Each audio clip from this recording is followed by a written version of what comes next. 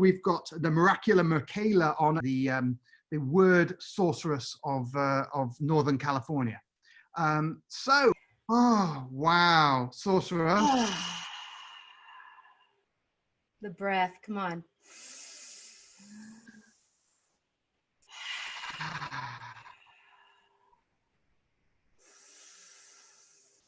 Magic in the air. Yeah, that feels good. Miraculah, tell us about yourself. Well, I'm a wordgician, a word sauce philosopher, a cunning linguist, a linguistic mystic, a lexicon artist. I'm a wordo. My mantra is change the words, change the world. So, you know, speak a new language so the world will be a new world is Rumi. And in my opinion, you know, you talking about the now, be here now. I mean, if we're gonna get into the now, don't we need a now vocabulary? A now cab. Yeah, we need a now cab. To have more fun, we need a fun vocabulary, right? Right? Exactly. We need to create, if we want to get into bliss, we need a bliss discipline. We got to create new words to create realities. And that's the magic of it. It's the transformational change that happens when we create new synaptic pathways. We create new realities. So reality is what you can get away with right now, you know? You know, some people are so afraid right now. I feel great. I never felt better. I'm almost embarrassed to say it, honestly. Like, you know, love is my master. I have no fear of anything. Yeah, I just been really working on transforming love to the next level, getting leverage on duality thinking. I just find myself wanting to write down everything you say. I mean, yeah. It's so magical the way you confluence words, the way you combine and dance together the words to create a new sort of synergistic, greater than the sum of its parts kind of magic out the top. Because it's not just like the two words are, you know, like leverage, right? Leverage is great. It's not just like it's leverage, it's loving leverage. Because when you say loving leverage, it is not as powerful as leverage. Because we command a new word into our reality, our surreality. And then all of a sudden, all this stuff goes off inside of us that awakens us to the possibility of what that would look like. So our iMAGICnation gets activated. What you just do, you just put two words together that were previously apart, that when put together, create a new way for me to think about something, you know, being authentic, you know, presencing. Why is it so effective with words? What else can we put together to create these stimulations? Well, I would imagine we put everything together, right? We're bridging time and eternity, right? We're bridging the idea that man and God are, you know, we're bridging man and God. We're bridging man and woman. We're bridging our mind and our heart. We're bridging time and eternity. We're bridging sex and sacredness. We are bridging right now. We are creating a pathway to access a non-dual way, non-dual-lusional, okay? Because we've been delusional, if you know what I'm saying. Like, it's like we've been living in duality for so long that we create a new word, we create something else, like, you know, and I'm passionate about that. I'm passionate about love. I'm passionate about transformation. It all is transformation, right? To me, magic is simply transformation, and it has power, powerful transformation, where what just happened? I just created a new way of seeing reality. And when that happens, everything opens, and we're opening right now. So, you know, do you know what it's called when a butterfly is in the cocoon and that process it goes through where it liquefies? It's called deliquescing. Ooh. And what the caterpillar does is it deliquesces and it liquefies and it dances with what they call imaginal discs. Okay. Imaginal discs. I like to call it your iMAGICnation. Okay. So we're pretty much liquefying. Everything is solving, you know, solving so it can coagulate in a new way, so it can come together in a new way. it's so important that we let go of who we think we are, which is difficult to do, and say, stop thinking about yourself as the way you think about yourself. Think about yourself new. And you're like, well, where do I start with that?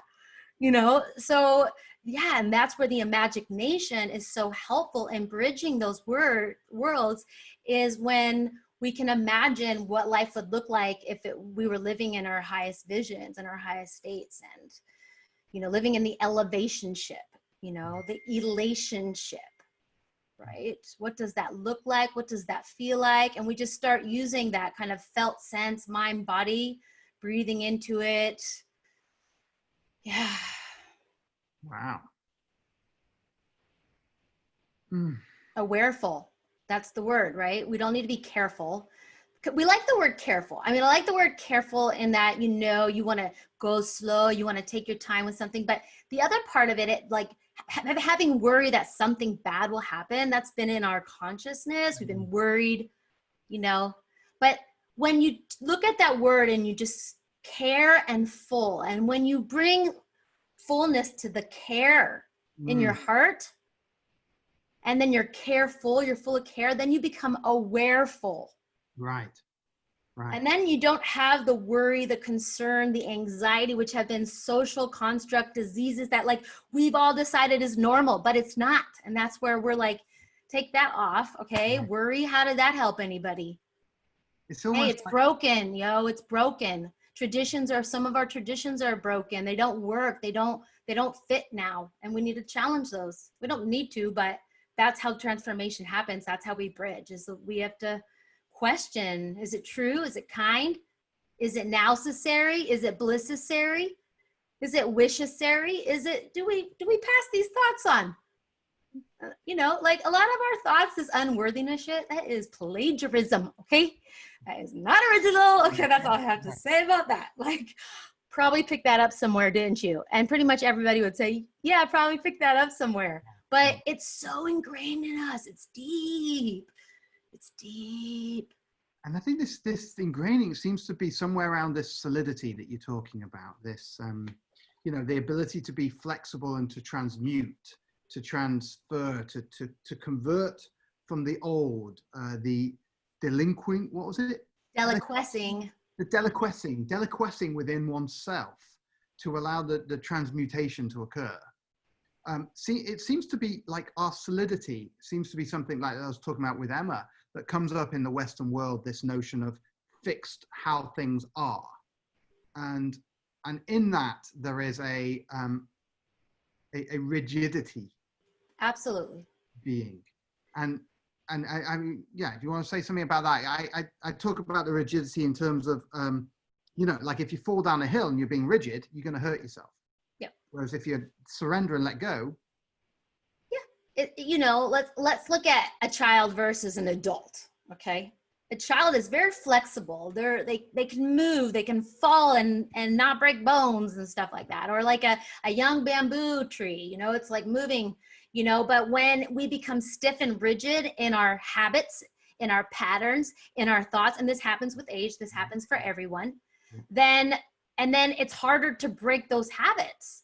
So we get rigid and stuck, and we forget the inascension, how important it is to go back to the age of innocence, to really get curious, ask questions, talk to the children, check in with them. Like how I love checking in with the kids. I get the deepest teachings from children when I ask them deep questions. You know, one of my favorite little girls, Angelina Golden Nectar Bear, we would live together from 3 to 4, but one of the things that she said to me, in really serious face, she looked at me and she said, "What's more important than healing?" Nothing. Okay. And if we're going to get in ourselves, in our sovereignty, we must heal. So the way we heal is through acceptance. We accept what is. You know, we can't do anything about the past. Apparently the past isn't even real. You know why?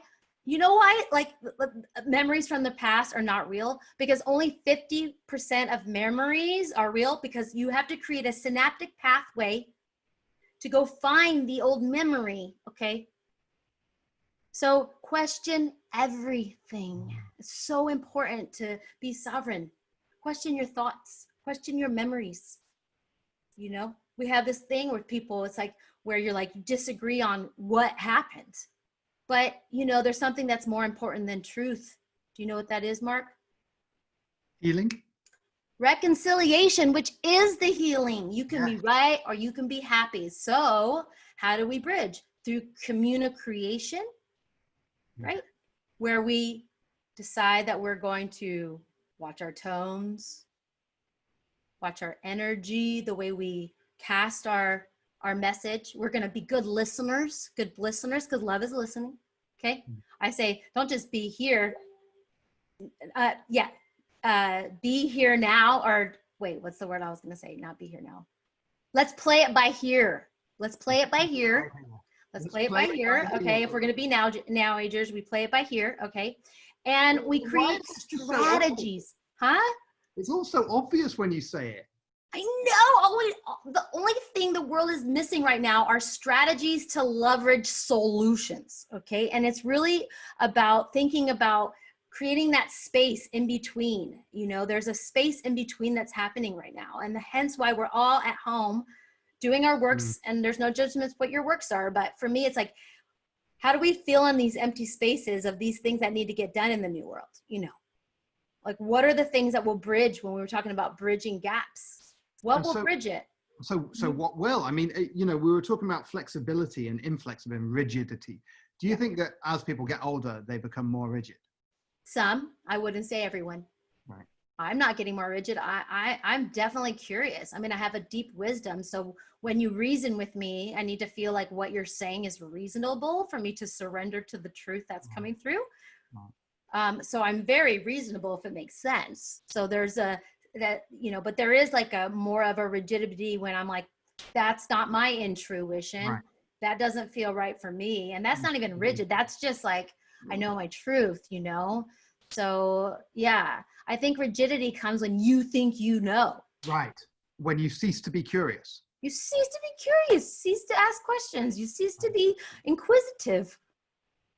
And to look at yourself, okay? And the world is like really suffering from a destructive ego that has a really hard time receiving feedback that would help it to leverage and come to a new way of being that serves everyone, not just oneself. Right. Okay? You got to be in it for the whole team. Love is doing it together, baby. We do not do this alone. And when you're in it for the whole team, that is what we're talking about with this common unity, this collaborative togetherness, where people are in fear of that. What do we say? How do we help people who are afraid of the other groups as being separate from them? They're in their group. Oh, I'm just this, and I don't want those liberal hippies, or I don't want those communists or those fascists or whatever their edges are. How do we help them to become curious again? I think laughter is really helpful. You know, surrealiously, it's time to go gradical. That's gratitude meets radical, and take it to the next level, baby. We get silly. Okay, we have to be funny about this. How else are we going to leverage anybody's rigid anger, whatever they're doing to separate themselves from God, separate themselves from others? Like, it's like, you know, you can lead a person to consciousness, but can you make them think? I have no idea. This is curious stuff indeed. And I would say, you know, I love that childlike spirit, back to the innocence, back to like the curiosity or the cure her eroticy. Okay. And we can get down to like, you want to cure it all, really? Let's get into healthy sexual relationships with each other. Let's learn how to use our magic powers and use our sexual essence, our libidos, our kundalini, our fundalini in a good way. You were talking about porn, you know, from porn to presence, like, you know, it's been so shamed, you know, like all these things that's created shame and like a lack of self-worth. And it really comes a lot to the sexuality piece. I mean, I think this whole world is in where it is at because people don't know how to do sex magic and how to to connect with one another and truly know what it means to be intimate. Into me, I see. Because if you're not looking into yourself first, that's scary. That's why when there's like a certain eye contact you can hold with someone, and you want to meet that person where they are, right? So let's say someone's like, I can't, you're looking right into my soul and it's making me, lower your gaze. Don't make them uncomfortable. Don't push people. Like, I'm not into like that pushing, like the path of least resistance, right? Like if we can make it fun and funny, and like, you know, I really like to take the children's lead, and my niece Sawyer, she's very friendly, and she goes to the park. She's 4. She says, hi friends. Okay. Friends. Hi. So that's the strategy to leverage this. Hi friend. You're just like friendly and curious about that.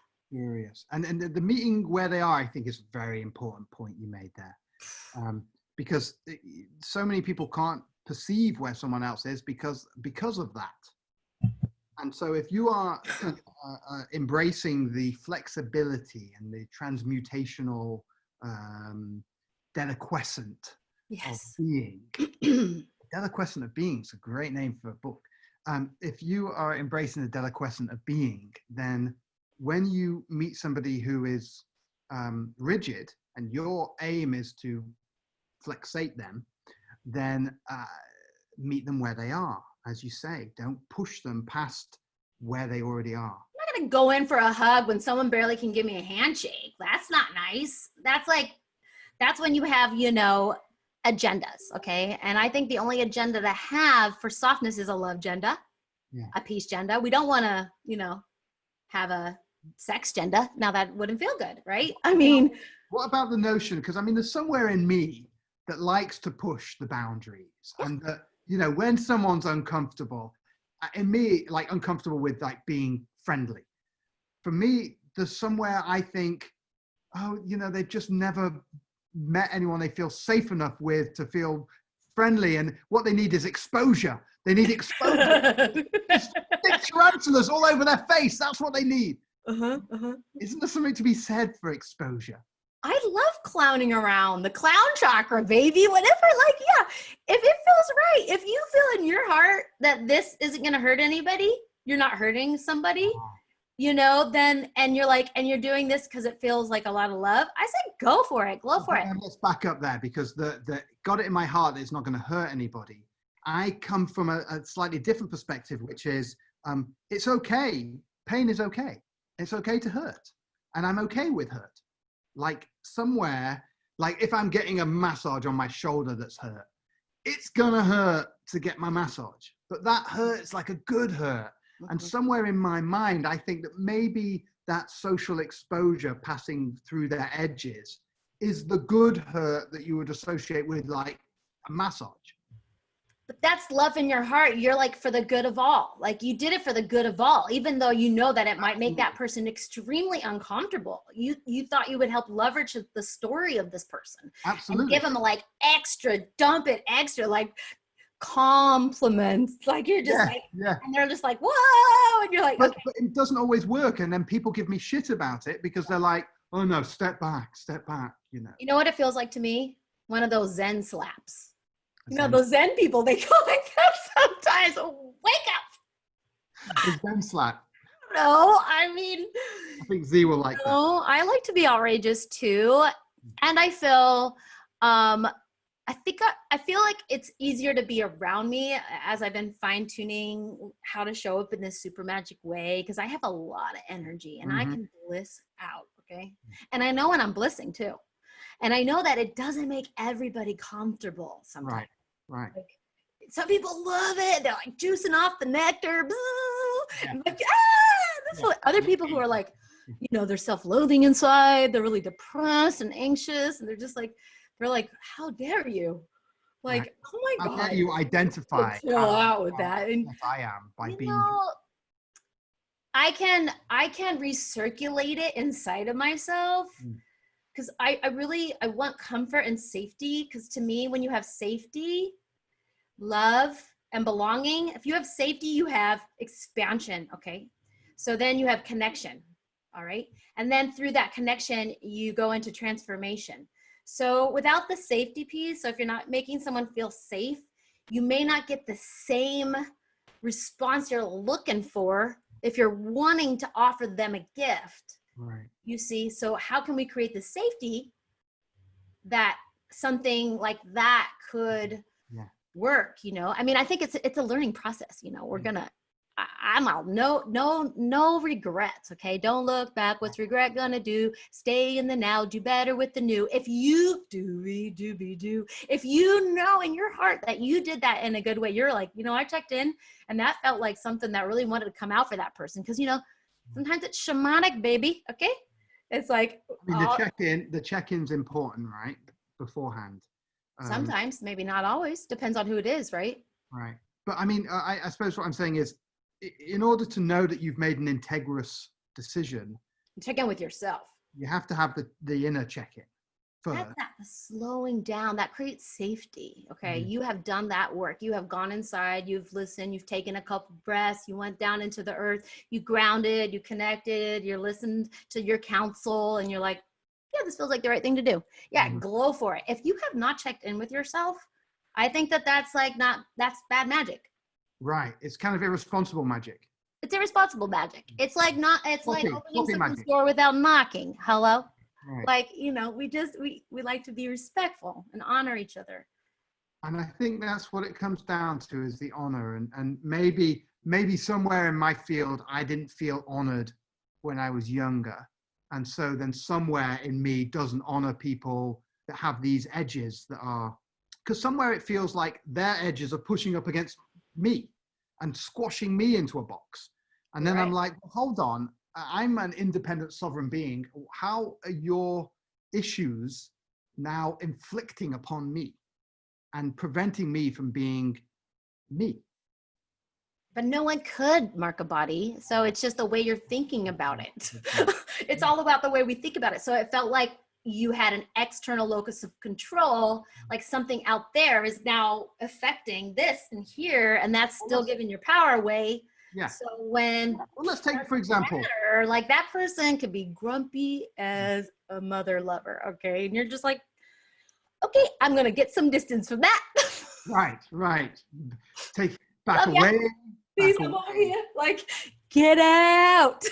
Save yourself. Don't let them, like, you're like, whoa. You know, I mean, if you feel like that person is prepared to do the work with you, do you think that this person is going to do this work with me? Okay. So with pushing that edge, you know, and if your answer is no, then don't. Right. Or wait, do I have the energy to do the work with this person? Also, make sure you ask yourself that, because the moment you edge it out like that and you're like, you kind of like, let's go. Okay, you're saying to the universe and to that person, I want to do some work with you right now. Mm-hmm. So you have to decide what's more important. Right. And in a way, where to choose to put your energy, because your ultimate aim, one would imagine with a heartfelt center, your ultimate aim is to share love, to share compassion, to share, to communicate love. Yes. And if they're not ready for your communication of love, then you getting pissed off at that defeats the point of you sharing the love in the first place. Exactly. It's like this, then you have it on. You're saying you're wanting to help the person with the thing on, and you put them on yourself. Right. And then no bridging. But, you know, yeah, slow it down, checking in and slowing down. Wow, this is a process, slowing down. I mean, my God, we've been in the past and the future. We haven't been in the present moment. We don't even barely understand what that even looks like. We've had no role models for this. Have we had a lot of role models for like really healthy ways of being in the world? I don't think any of us really have. Like an embodied, trustworthy masculine, you know, an empowered woman, like who's not angry or bitter. Like what, have we seen these? I mean, I go hug Amma, she's awesome. I mean, but like not really. So we get to make it up. And that's what we're doing right now. That we're making this up right now. Lack of role models, because of course we have had role models for everything else, and in a way we've got to somehow surrender those role models. I or mean, at least their teachings. what have At you least seen any truly happy people? Like, do you know anyone that's like 100% truly happy? They're just like, I'm happy, I'm fulfilled, I'm grateful. It's just solid all the time. only you. Well, yeah. And yeah, because I have a continual state of gratitude, even if it's difficult and challenging. I just go back to, wow, this is another opportunity for me to grow, or portal tuned unity. Okay. To grow, to unify. Yeah. So it's just the way I respond to challenging life situations is a way that's like, I'm awareful that my gratitude is the most important key for the transformation and healing that must occur, because I am at the thought that it's more important to be happy than right. I will find and look for ways to bring care and be careful with the way that I translate and connect. And I just really want everyone to be happy. I mean, that's why I'm a happiness and pleasure coach, because I'm like, okay, because when we're happy, we're pleased. It just happens. We get turned on. Okay. If you feel happy with life, if you're being able to feel happy with life now, because we've never made it, we've never had happy before, we get to make up what happy is, right? What does happiness mean to you? And, you know, there's been that golden rule, you know, love other people like the way you want to be loved and treat other people the way you want to be treated. Well, actually, we need a platinum rule now, okay? Because we're all so different about how we want to be loved and how we want to be treated. So it's love other people the way they want to be loved, treat other people the way they want to be treated. And this is where, if you're listening and you're watching someone's love map, okay, but maybe they're not loving themselves, okay? So they don't have a very good love map. So those are people that you want to ask a lot of questions to. They're really upset with you right now, man. You totally disrespected me. You're like, how can I show up for you more right now? Yeah. How can I have you feeling more safe right now? Those are great questions when someone's really upset. Whoa, okay, get curious. Okay, don't get defensive. Okay, don't go into reaction, because reaction and defensiveness is automatically implying that you've done something wrong. Right. Okay, and well, no, you didn't. And even when you explain your behavior as a type of defense. Justification. Oh, I was doing that because you did this, and I'm not wrong. I know, exactly. Defending ourselves. I had to learn about defensiveness. I had a partner try to share with me how I was being defensive, and I could not hear him until I witnessed the thing that I learned from my mother. My mother became defensive. I was trying to give her some advice, and she would be like, well, I did that because, and that's what I was doing with him. And I was like, but I'm just explaining myself. It's not being defensive. And until my mom did it to me when I was just trying to share a story and she just wanted to defend her part, I was like, oh, I've been defending myself. Because any explanation's a defense, right? How long have I been defending myself? I mean, a woman is naturally in her natural state intuitive, okay, an intuition that she has in her memories, okay, and she just remembering herself, okay. But look, for intuition, like, people haven't respected that. I don't need to justify my intuition to anybody. That's what I recognize as a woman. If I have an instinct or a hit about something, that's powerful. That's nothing to be scared of. That's magic. I think you're right that has been destroyed. And this was the project I want to work with you on, this notion of the rebirthing the appreciation for intuition, for insight, for womb magic, for the muse, the oracle, that notion of sitting, of a being that sits in intuition for another being to deliquesce within. That rebirth, that cocoon space for somebody to transmute within, to convert within, seems to be missing from our society. It seems to have been demonized, in fact. And I wonder if it's on purpose. Ready, set, reinvent, baby. You can't stop this levolution, this resolvolution. It's all about reinventing yourself. Nothing can stop us from reinventing ourselves. We are like God. God are like words. We are masters of reality itself. And anytime you think less than that, you have just given your power away. To have someone say, you made me feel, you just gave your power. You are a God. I can't make you feel anything. I can't tell you what to do, even if I sound bossy. No one can do that unless you give them permission to. Right. Right. So you give yourself permission to be happy. First, give yourself permission. Even though your lineage has never been happy, okay? These ancestor stories, this suffering it's deep in us. So right now, like getting happy, becoming happy is really connecting with the mind body, going into the body, going into the felt sense, allowing us to get into our more primal nature, rewilding ourselves, Right. finding out what part of ourselves is numb or frozen, connecting to those sensations, letting them speak, letting them sound. I'm like, let's go primal. Rah! Yeah. Just maybe down. Rah!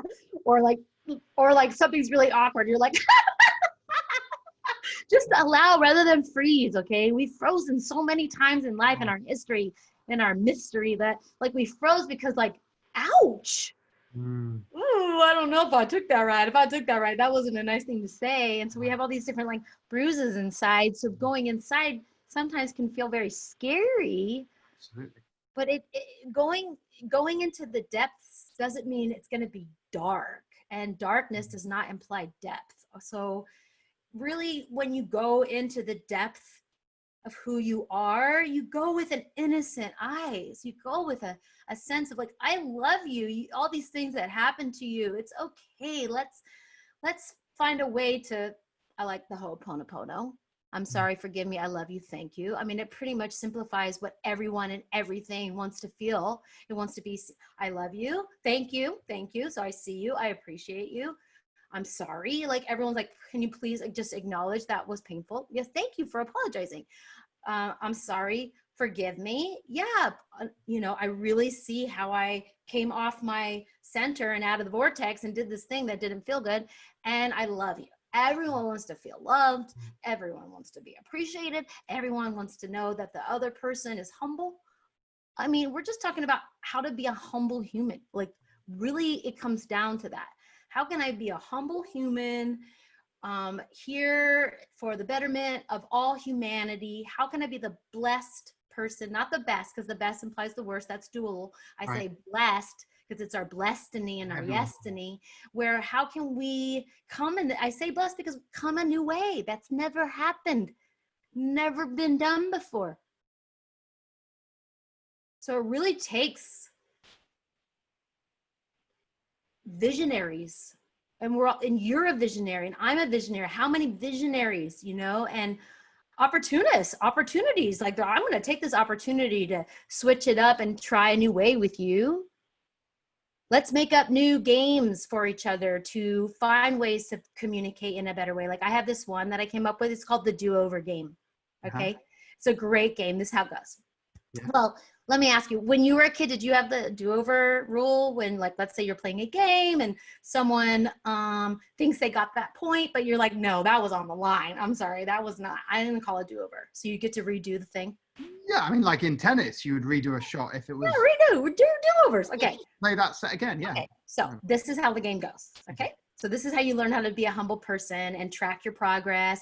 And like, because we want to let go of like what happened before. It's all about, so you're having a conversation with someone and all of a sudden you forget yourself for a moment and you start yelling at the person and projecting all this stuff. Then what happens is you catch yourself doing the thing that is not in the highest and best, and you go, I like to call it do-over. Okay, so everybody that's doing the do-over game knows the rule of the do-over. Right. Is that it's kind of like it's a tabula rasa moment. So it's gone. Okay. Whatever you were just doing, we do not have to hash it out. We don't need to big apology around it. The moment you say do-over, you're saying Ho'oponopono. Okay, that was an old habit and pattern of mine, but that's not how I want to proceed with you. I want to do this again in a way that feels really good to me and to you. And that person says, you got it. We don't bring it back up again. We don't have to process about it later. It's done. So we just constantly like, you want to go woke, right? With the third eye, you get do-overs, okay? You get moments of connection. Let's connect. Let's go deep. Let's love each other. Let's use sign language. Let's use primal ways of communicating We don't always have to say, I'm angry with, you're just like, ah, Yeah. ah. And maybe we don't have to talk about it. Maybe we could just maybe wrestle. Yeah, huh? do a move, and you know. Yeah, and be like, oh, something. what if, I'm just thinking this is clever. So what if you're just like so frustrated? The other person's like, I like to call a do-over. I like to call a do-over, and I like to take responsibility for how I played out in that situation. Uh-huh. How I triggered you. I want to do so you could even do it for them. I like to call a do-over right now because I can see how that might have been threatening to you. Right. Okay, I'm able to see that. Do you want to do a do-over? Maybe it's a rule of the do-over game that whoever calls the do-over has to put an offering in. The offering goes in. The offering goes in. If the offering is accepted. And that offering, exactly. But the offering is usually accepted. Yeah. For you to make an offering, it has to be yours to offer. That's right. So I would like to suggest a do-over. I was feeling defensive and blah, blah, blah. I own it. I'm sorry. Pono pono. Yeah. Can we have a do-over? That's right. And then the person who accepts that, then it's a game for existence. Okay. We're just going to let that go. Okay. We are not going to try to game it out and show why or how or the reason or analyze the thing of how it got there, because it doesn't matter.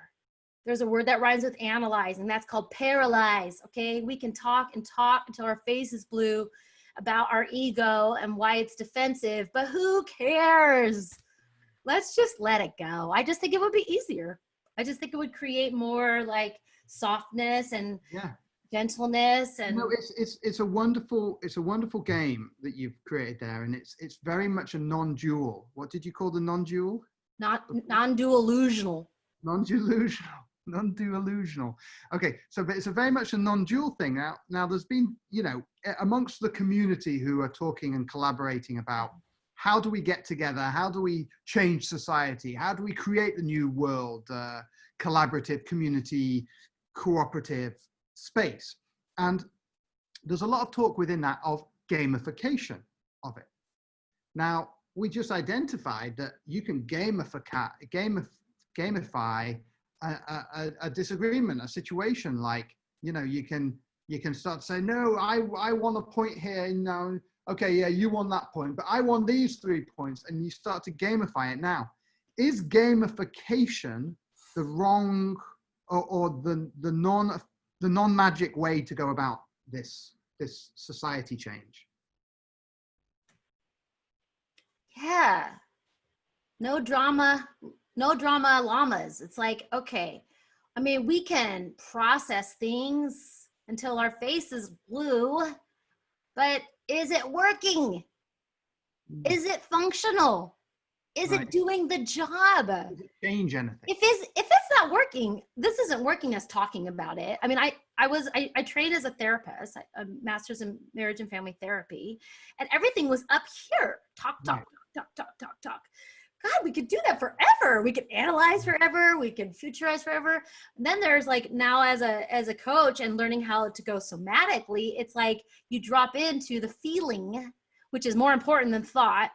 Okay. So yeah, the game-free existence is, let's go into the feeling of what's going to make this feel the best. How can we resolve this? Because I think the evolution and the revolution is a resolve-volution, where we resolve to evolve and evolve. Okay. So we resolve. How can we resolve?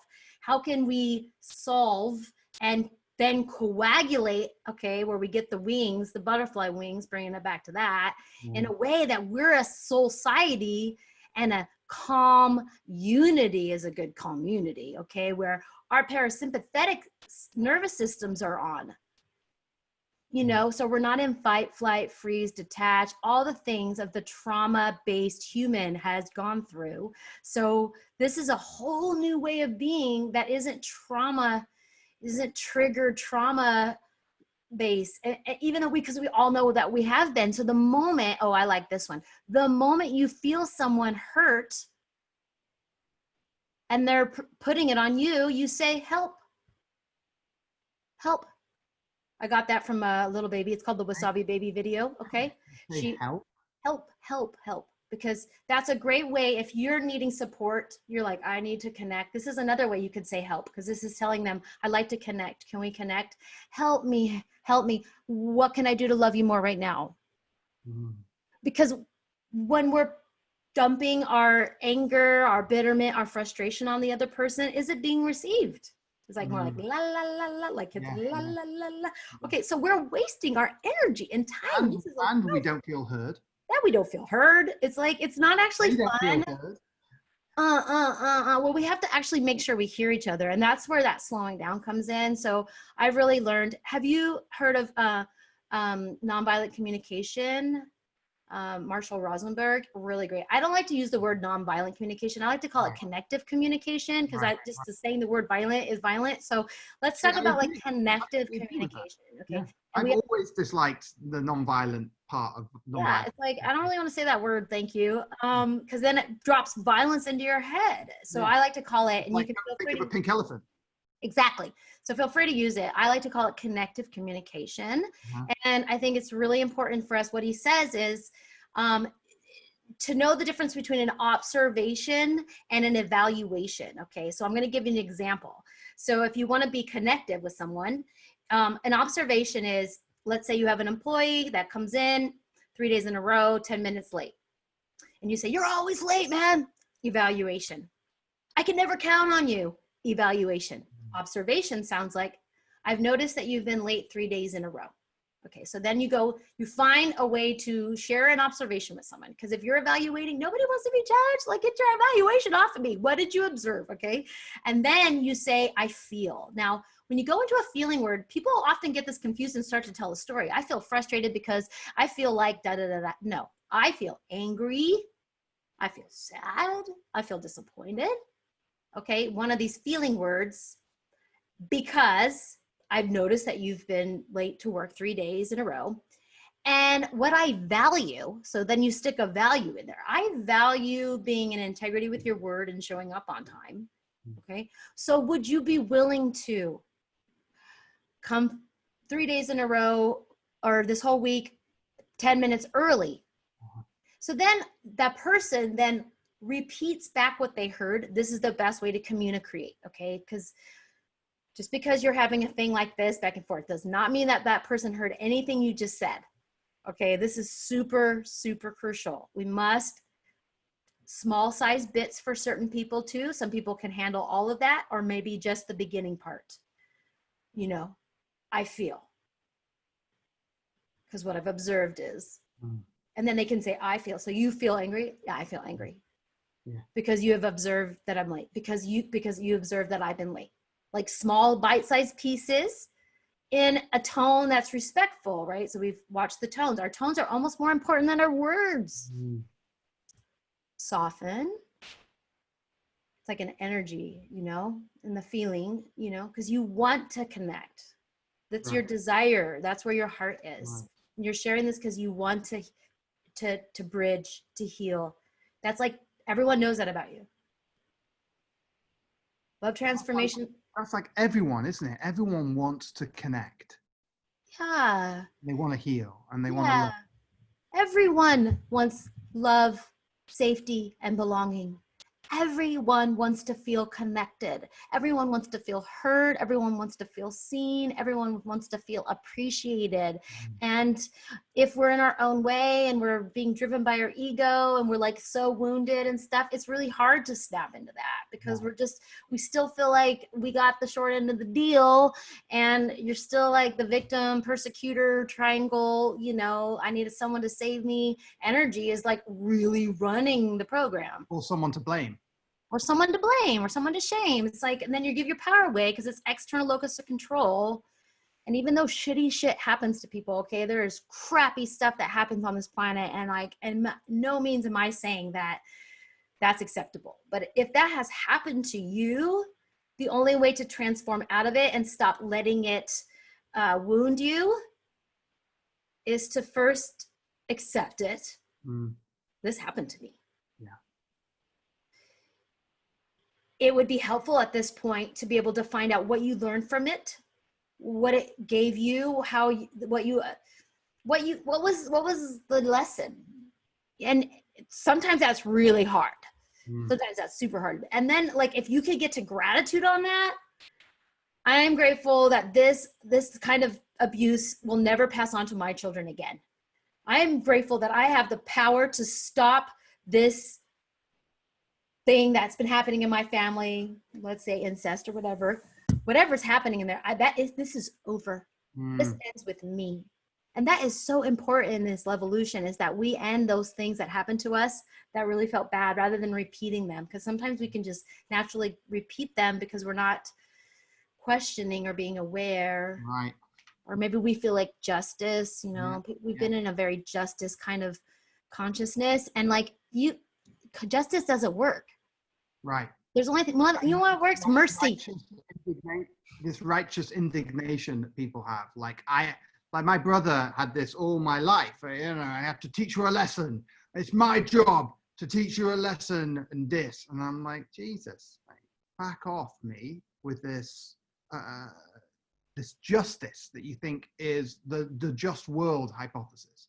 Again, but then it's back to the gaming thing. We're back on who's the winner, who's the loser, who's just and who's unjust, who's right and who's wrong. We're back in the duality phase. You call a do-over, and you say a do-over? Yeah, you say, I like to call a do-over right now. No, but is it a do-over? You say, you know what? I want to witness that you really value trying to teach me something right now. Right. Around something that's important to you. And I want to be able to repeat back to you what's really important to you, so that you know that I get what you're saying.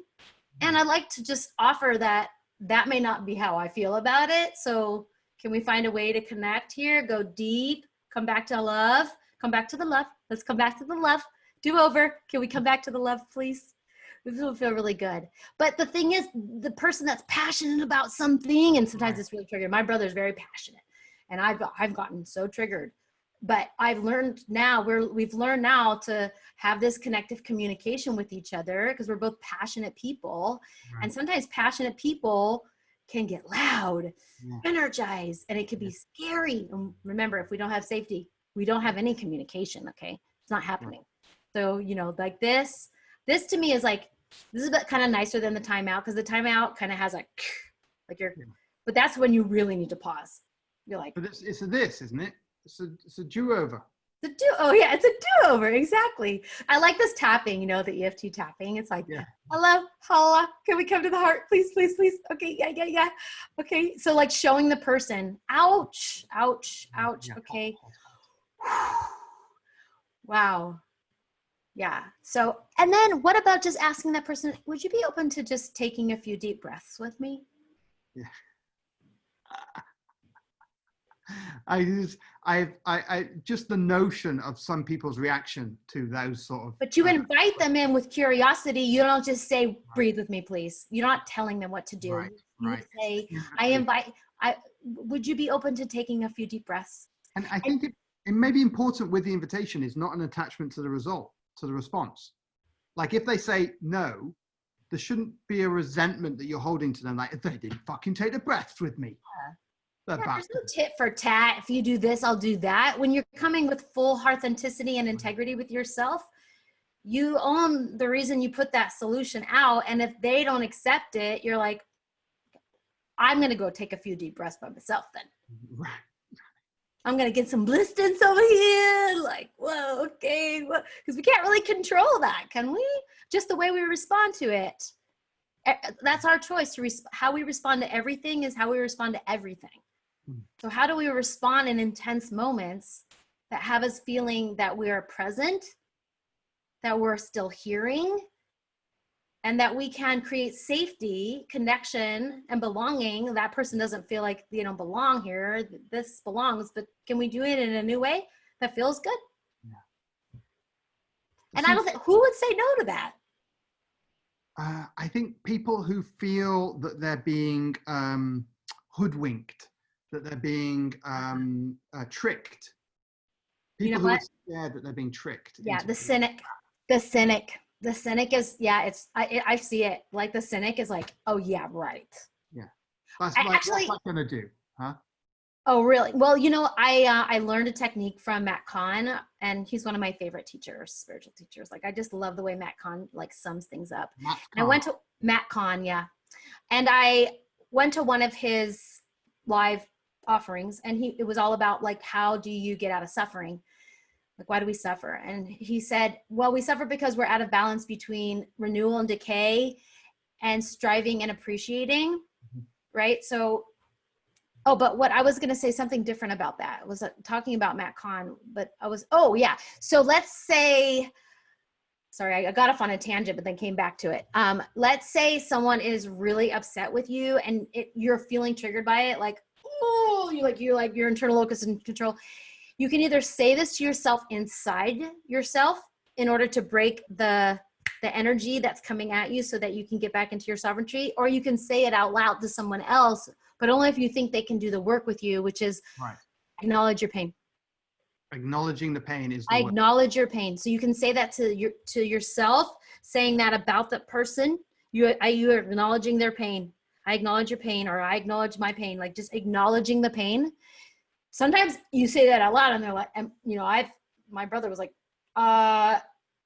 well, thanks a lot. I sure hope you do. Like, it went into that, but I really meant that. Like, I really meant that. So you never know what you're going to get. And I think the trick is to be like, the peace flag never goes down. So we're going to continue to soften. I wonder if we can connect right now. I see you really value me, you know, whatever the value system is. I think it's really like important to know other people's values. And, you know, that's the love map. That's like, treat other people that they want to be treated. So you know the things that they love, that's important to them. And just because you don't believe what they're passionate about or what their values are, we don't make them right or wrong for it, because that's the duality again. It's delusional to do that. It's not good or bad. Those are matters of direction leading to the same thing. It's really about virtuous and non-virtuous. Okay, that's how I like to look at it. Is this act of what I'm about to do, is it virtuous? Does it feel virtuous, or does it feel non-virtuous? Will it create more virtue? Will it create more healing? Will it create more bridging, more connecting, more belonging?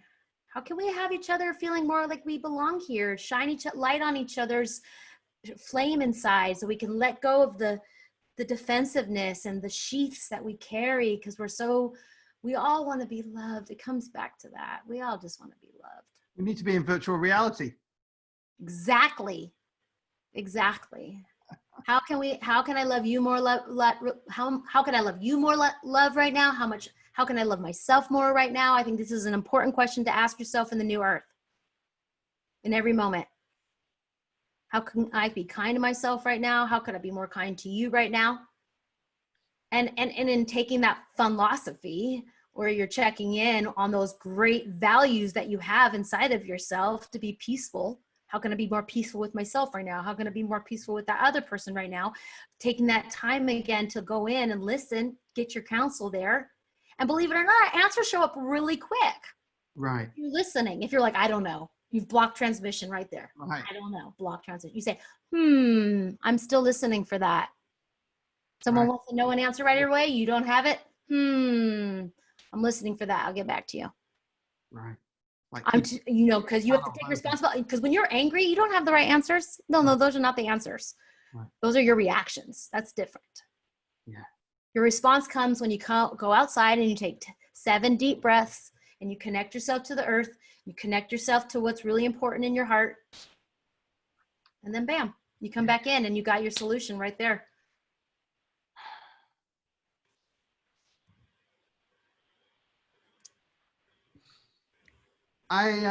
First off, I absolutely adore you. You're wonderful and magical and brilliant. Thank you for being your brilliant self. Back to a few points that I wanted to talk about. There is a massive, we've hit on this game motion a few times now. That there's games back and forth, that people are very addicted to the game.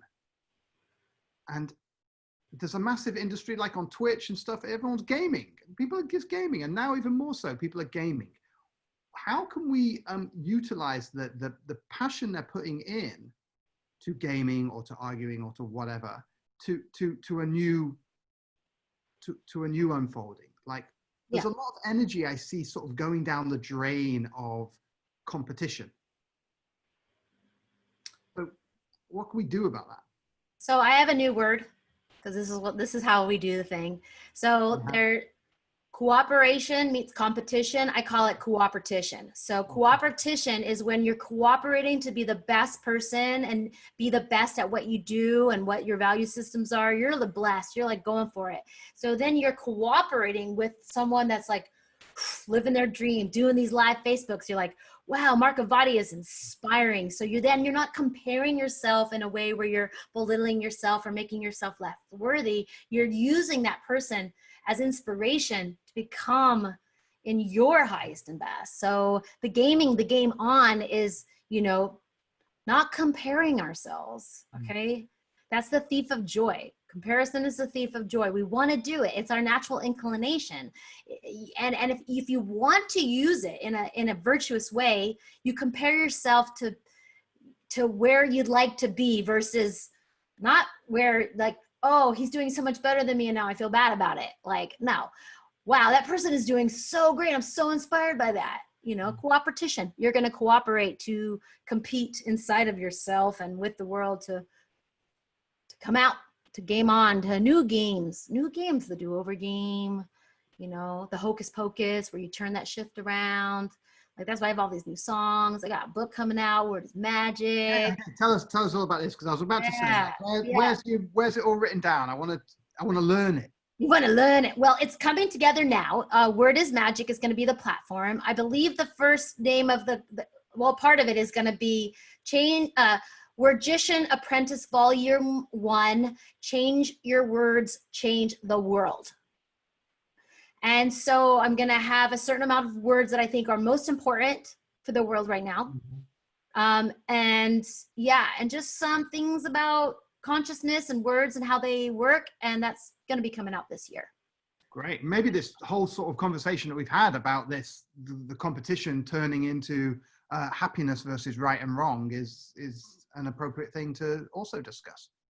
Absolutely. There's so much to discuss right now. And I thank you for this. I really, I've been told like the fastest way to write a book is have people interview you and ask you questions, and then you just transcribe. So I get to go listen to this and transcribe what I've said, because as an oracle or a love oracle or a mirror oracle, and it's really works best when someone asks you something. Otherwise it's like, okay, yeah, I can connect with the collective, like but when someone's personally asking you, it has this other flavor inside that allows for the natural essence of being a sorcerer, where you're sourcing sorcery, So I appreciate it. It comes back down to curiosity, that it's the curiosity that they're presenting you, and that if you choose, you can go, I am curious about that answer as well. Like, I'm going to sit in the curiosity and then channel or allow streaming through me the answer that I am also curious about. It's that simple. Curiosity. That's the solution to being a now ager, to being a wow ager, to be powWORDful, is to be curious, stay flexible, in ascension, the elevation ship, more about being available and authentic, considerate, careful, has so much care inside. Care. I care about you. I care about care. Care will soften this. Yeah. Care, true care, where you actually care about that person. We care about their beliefs. We don't want to like throw bombs at their belief structure. We want to. People don't care. What if they like, look, I would like to care about that person, but I just don't care. That's fine. You don't have to do anything. Then what? You don't have to care. You don't have to care. Then don't get involved with them. Don't have a conversation with them. But what if you're involved with them because you can't help it? They work next to you or they live under you. Well, you better find a way then. You find a way to make it, to be able to do this. Okay? God, it's so painful. Inside. I know. Well, you get your blistance, you get your orientarity, and you share your boundaries or your foundries. You know how to share with someone else what it looks like to show up for you.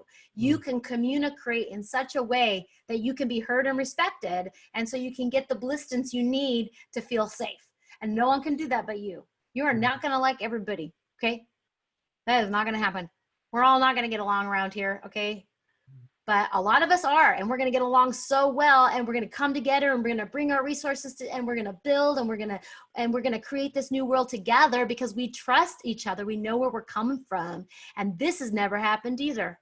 We're ready to share. Sharing is caring, caring is sharing, and we're going to give it away. We're going to give so much away because those that are inheriting this earth are people with good heart. Like we're in a recalibration right now, and a lot of the old world is dying right now. Okay? Recalibration. Recalibration. Yeah, we live in California. We're recalibrating, okay? Calibrating. Oh my God. What it looks like to be a good person, okay? That's what I'm talking about. VGPs, not VIPs, very important people, because the VIPs are the VGPs, the very good people. And very good people are DTE, they're down to earth. They're connected. They're rootsy. They want good things. They want good things, not just for themselves, but for everyone. They're not selfish. They're selfless. They're altruistic. That's the new human, is an altruistic, kind, loving, generous human. We haven't seen much of that yet. No. But guess what? We're gonna. Mark my words, baby, mark a body. We are gonna see good people popping out of everywhere. People are gonna be giving all their money away. These billionaires. It's like, hello? Don't you want to be a hero? Don't you want to be a shero? Don't you want to just give all that stuff you don't need away to help humanity? It's a perfect time for people who are highly wealthy to just be a hero in this world. We don't need to blame and shame them for anything they've done. If they've choose to pay it forward and help our economy get it on its feet again, why wouldn't you? Why wouldn't you do that? The joy. I mean, you know, it reminds me, when you talk about heroes, it reminds me of this, you know, this notion. Altruism is an interesting one, but like this notion of I'm excited to find a burning building with a child inside that I can run inside and rescue.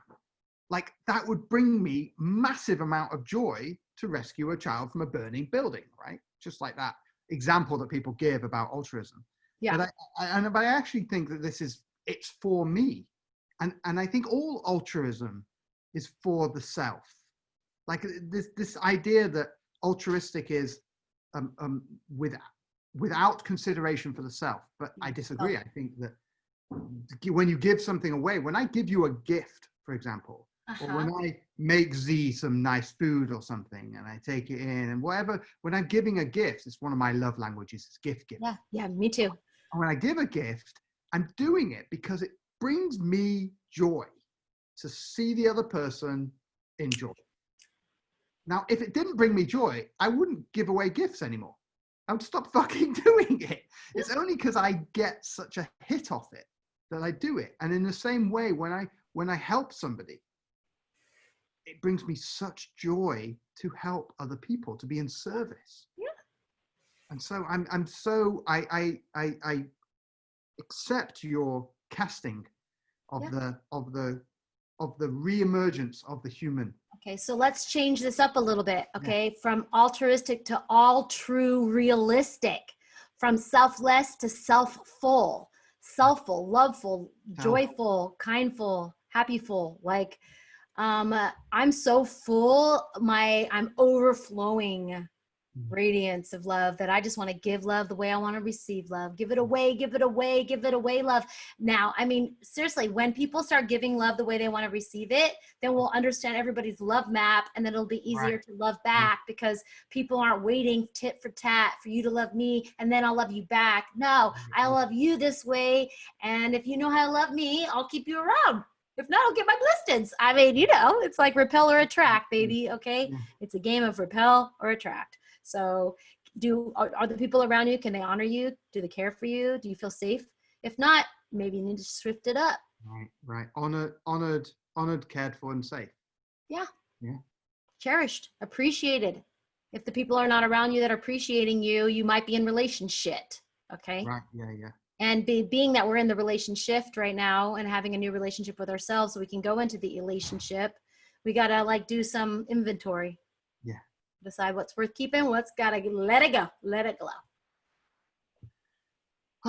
Yes. Yes. It's our destiny. Let's do this thing. Destiny. Absolutely destiny. Destiny. Okay. Lastly, we're getting towards the end. You see clients, people can come to you. I'm all Zoom right now. I'm a men's advocacy coach, which means I help men and to be able to be in touch with their feelings and their emotions, to feel embodied, to feel powerful. I work with couples. That's my elevationship coaching, as well as happiness and pleasure is just everybody. Like if you want more happiness and pleasure in your life, I can help you get there. It's like I do it through Zoom. My sessions are an hour and a half, and I do a 30-minute free discovery call. At this point, you can just go happinessandpleasurecoach@gmail.com and we'll set up a time for that if anyone's interested. Perfect. Perfect. Wow, what a blessing. And are you going to do any online courses or meetings or groups? Absolutely. You know, I've had a fear of the camera, but I feel like this is an old story and this has got to go. So this camera feels totally good. Courses, wordsmithing, word shops. Hashtag the Sanctuary. I live in the Berkeley Hills. We'll have a lot of events here. I will be posting a lot more on my Facebook wall in very soon. Soon.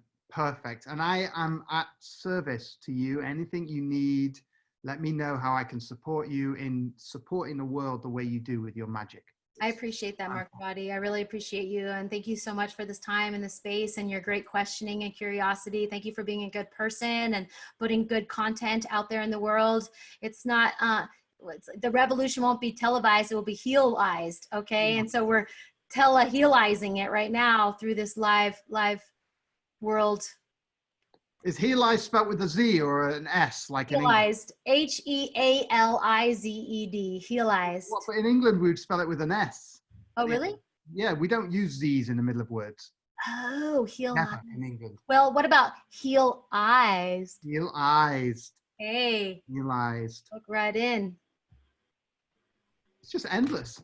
It kind of is. I know. I've been hoarding my material. I apologize. It's coming out soon. Thank the Lords. And my YouTube channel. It's going to be Word is Magic. Art is Magic. All that will come out very soon. Yeah, it's all on Word. Art is Magic. Word is Magic. Word is Magic. Word is Magic. Absolutely. Word is Magic. Is that that's your channel? Yeah, that's going to be where you can also become an authentic author of the new world. So I'll just be giving a word and a definition maybe once a week or something like that. And other people can submit words and definitions. We create a new words. We create a new world. We do this thing together. So yeah, the Word is Magic is just the platform. I'm just transmitting it to everyone. So exactly. Yeah. Oh, wow. Thank you so much. Michaelah, and Miraculah is that your Michaelah? Yeah, that's like my stage name, you know. During the day, Michaelah, Miraculah by night, you know. I didn't want to say stage name because it's like you're always on. It's my avatar, my now-vatar. Okay. Now-vatar. Yeah, a sub-personality. Get rid of some old personalities, create new ones, you know, because we can. So Miraculah is very magical, and you know. You absolutely are. Yes. Yeah. Oh, wow. Thank you for coming on and making Magic Mondays magic. You bet. Thanks for having me. Oh, it's been wonderful. Thank you so much for joining us on Magic Mondays. Do share these videos with people. My name is Mark Abadi. It's been a pleasure. I thank you today to my guest, Emma Kenny, and the wonderful, miraculous Miraculah. I will see you tomorrow at the same time, same wacky internet place. Stay safe, stay, where was it? Awareful. Stay awareful and deliquescing in your own magistry. Beautiful. Thank you so much. Ta-ta.